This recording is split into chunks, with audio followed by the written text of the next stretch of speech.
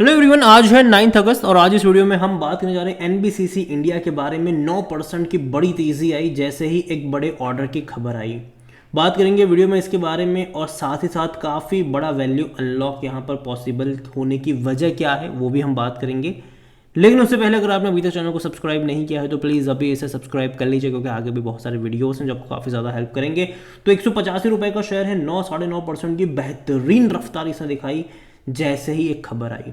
हालांकि एक महीने का ग्राफ देखो तो ये अब तक गिर रहा था, 190 रुपये से भी ऊपर था, लगातार गिरा था, ये 165 पे गया था, बाद में एक बड़ी रफ्तार आज हमें यहाँ पर देखने को मिली ज़रूर है। एक साल का अगर हम ग्राफ देखें तो खूब पैसा बना कर भी दिया है, 280% का ग्रोथ है। 45 रुपये का शेयर था, बेहतरीन रफ्तार पकड़ी थी इसने और गया था ये 170 पर, वापस गिरावट भी आई, 115 110 पर भी गया था ये, बड़ी रफ्तार बनी, 195 पर भी गया, बाद में गिरावट आई, अब फिर से भागने की कोशिश कर रहा है। और आज की जो सबसे बड़ी तेज़ी यहाँ पर देखने को मिली उसकी सबसे बड़ी वजह एक बड़ा ऑर्डर मिलने को लेकर थी। यहाँ पर 12% की तेज़ी यहाँ पर देखने को मिली जब इनको 15,000 करोड़ रुपयों का ऑर्डर मिला जम्मू एंड कश्मीर की तरफ से, और ये बहुत बड़ा ऑर्डर है इस कंपनी के लिए।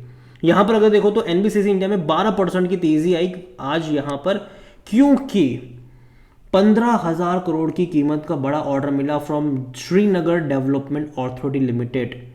और ये बड़ी बात है इनके लिए, काफ़ी बड़ी बात है ये, क्योंकि इस कंपनी का जो मार्केट कैप है ना वो 30,000 करोड़ का मार्केट कैप है। 30,000 करोड़ के मार्केट कैप वाली कंपनी को अगर 15,000 करोड़ का ऑर्डर मिल रहा है, और इस ऑर्डर मिलने से पहले ही इसका जो ऑर्डर बुक थी वो 55,000 करोड़ की थी, 55 से 60,000 करोड़ की ऑर्डर बुक थी। अब यहाँ पर और 15,000 करोड़ जुड़ गए, तो सोचिए कि जिस कंपनी की ऑर्डर बुक अब 70 से 75,000 करोड़ बन रही है उसका मार्केट कैप अभी 30,000 करोड़ के आसपास देखने को मिल रहा है। यहाँ पर अगर आप देखोगे तो जियोजित फाइनेंशियल की तरफ से लास्ट मंथ भी आया था कि with stronger than expected tendering activities are picking up execution. देखो गवर्नमेंट की तरफ, देखो ये सरकारी कंपनी है, ठीक है, और गवर्नमेंट की तरफ से कई सारे बड़े ऑर्डर पिछले कुछ टाइम में मिले हैं, आगे भी ऑर्डर मिलते हुए नजर आने वाले हैं, क्योंकि हर स्टेट गवर्नमेंट जो है वो आने वाले टाइम में बड़ी चीज़ें करने वाली है, चाहे वो अपनी खुद की बिल्डिंग्स को लेकर हो या फिर चाहे सरकारी बिल्डिंग्स को लेकर हो। यहाँ पर आज वॉल्यूम पे देखोगे तो एक ही झटके में भैया तकरीबन 10 करोड़ के आसपास शेयर्स यहाँ पर ट्रेड होते नजर आए थे, बड़ी क्वांटिटी में यहाँ पर ट्रेडिंग चल रही थी। ऑल टाइम हाई 200 के करीब चला गया था इसका, लो तकरीबन 5 रुपये का ज़रूर था। मार्केट कैप 33,700 करोड़ के आसपास, सॉरी 200 करोड़ के आसपास देखने को मिला। देखिए मार्केट कैप 33,000 करोड़ का इसका मार्केट कैप है, और मार्केट कैप से ही डबल से भी ज़्यादा इनकी ऑर्डर बुक है, और ये बड़ी बात है इनके लिए। और जहाँ तक नज़र करी जाए इस कंपनी को लेकर तो according to money control user 77% लोग कह रहे मतलब यहाँ पर खरीदारी करो, 19% लोग कह रहे बेचो और भाग जाओ, 4% लोग कह रहे होल्ड करो।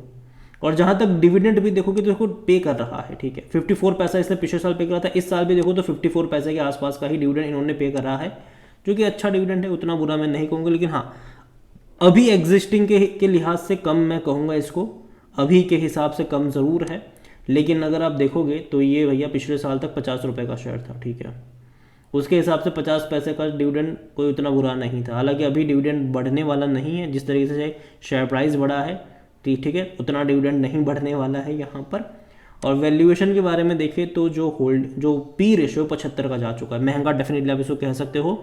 लेकिन जब खबर आती है ना कि 15,000 करोड़ का ऑर्डर मिल गया, ठीक है, ऐसी कंपनी को जिसका मार्केट कैप 30,000 मतलब 30,000 करोड़ का है और 15,000 करोड़ का ऑर्डर मिल गया, तो जाहिर सी बात है फिर भले ही कितने महंगे वैल्यूएशन पे क्यों ना हो, तेज़ी तो आनी है, और वो आती हुई नज़र भी आई हमें। यहाँ पर कोई भी एनालिस्ट चल के खरीदारी की यहाँ पर बात नहीं कर, फाइनेंशियल भी अगर हम इस कंपनी के देखेंगे तो अच्छे थे। यहाँ पर रेवेन्यू देखो तो भैया डबल हुए हैं एक ही क्वार्टर में, 4,075 करोड़ के रेवेन्यू रहे, प्रॉफिट 136 करोड़ का रहा इनका, जो कि इससे पहले के क्वार्टर में 110 करोड़ का था, और पिछले साल इसी क्वार्टर में 108 करोड़ का देखने को मिल रहा था।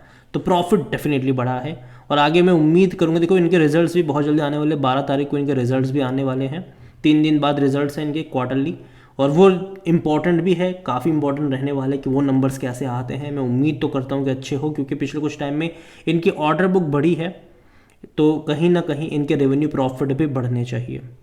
शेयर होल्डिंग के बारे में देखें तो जो प्रमोटर के पास होल्डिंग है वो 61.75% के, प्रमोटर कौन है, गवर्नमेंट है यहाँ पर, सरकारी कंपनी है, और जैसे कि मैंने कहा कई सारे बड़े सरकारी ऑर्डर इसको मिलते हैं, चाहे वो प्रधानमंत्री आवास योजना के प्रोजेक्ट्स हो, चाहे गवर्नमेंट बिल्डिंग को बनाना हो या फिर उनका रिनोवेशन हो, कई सारे प्रोजेक्ट इस कंपनी को मिलते हैं, पास्ट में भी और आगे भी मिलते रहेंगे।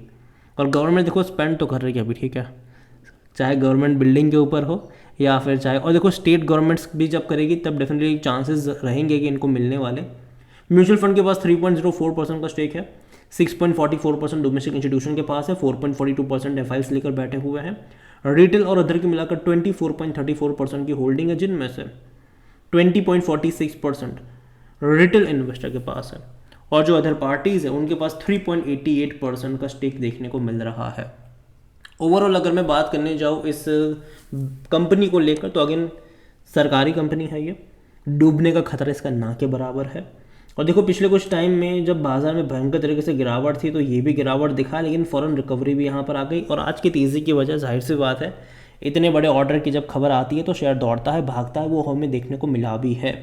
लेकिन शॉर्ट टर्म के लिए मुझे लगता है कि कहीं ना कहीं 195 से लेकर 200 रुपये का जो लेवल है वो एक रेजिस्टेंस के तौर पर यहाँ पर काम कर सकता है, और वो लेवल मुझे लगता है कि इम्पॉर्टेंट रहेगा क्योंकि वो एक रेजिस्टेंस वाला लेवल है, उसका टूटना ज़रूरी है। अगर 200 रुपये का लेवल तोड़ दिया तो एक बड़ी तेज़ी आप यहाँ पर एक्सपेक्ट करोगे, लेकिन हाँ 200 रुपये का जो लेवल है वो टूटना यहाँ पर ज़रूरी है।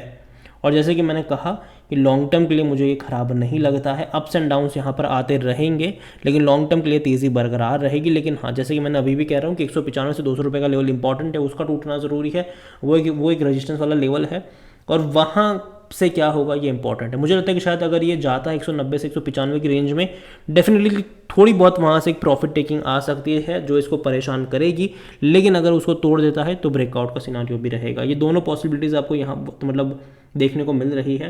तो देखिए ओवरऑल मैं इतना ही कहूँगा, है तो होल्ड करो, ठीक है, बेचने की ज़रूरत नहीं है। मुझे नहीं लगता कि कोई दिक्कत यहाँ पर आनी चाहिए इस कंपनी को लेकर, है तो होल्ड करो। लेकिन जहाँ तक बात आती है फ्रेश बाइंग की, जहाँ तक फ्रेश बाइंग की बात आती है तो मुझे लगता है कि जो अप्रोच आपका यहाँ पर होना चाहिए वो सिर्फ और सिर्फ बाय ऑन डिप्स का होना चाहिए, ना कि आप किसी एक लेवल पर बहुत सारे शेयर्स खरीद के बैठ जाओ और जब गिरावट शुरू हो तब आप पैनिक करो कि अब मैं क्या करूँ, अब मैं क्या करूँ। और जो नज़रिया है आपका वो लॉन्ग टर्म का होना चाहिए, वो लॉन्ग टर्म का होना चाहिए, ना कि शॉर्ट टर्म का, लॉन्ग टर्म का होना चाहिए। लॉन्ग टर्म के लिहाज से मुझे लगता है कि डेफिनेटली चीज़ें आपको यहाँ पर बहती नज़र आ सकती है। तो अगेन मैं कहूँगा कि नज़र रखिए इसके ऊपर। और हाँ ये भी मैं कहूँगा कि ये मेरा पर्सनल ओपिनियन है, कोई भी इन्वेस्टमेंट एडवाइस नहीं है ये। और वीडियो को यहीं पे एंड करता हूँ। पसंद आया हो तो लाइक करो, शेयर करो, चैनल पर अगर पहली बार है तो प्लीज़ सब्सक्राइब करें। और एनबीसीसी इंडिया के बारे में आप क्या सोचते हैं वो भी आप मुझे कमेंट में लिखकर बता सकते हैं। इसके अलावा अगर आप चाहते हैं कि मैं किसी और सरकारी कंपनी के ऊपर भी एक डिटेल वीडियो बनाऊँ तो कमेंट में उसका नाम लिखिएगा। जितनी ज़्यादा कमेंट आएगी उतना ही जल्दी वीडियो आएगा। Thank you.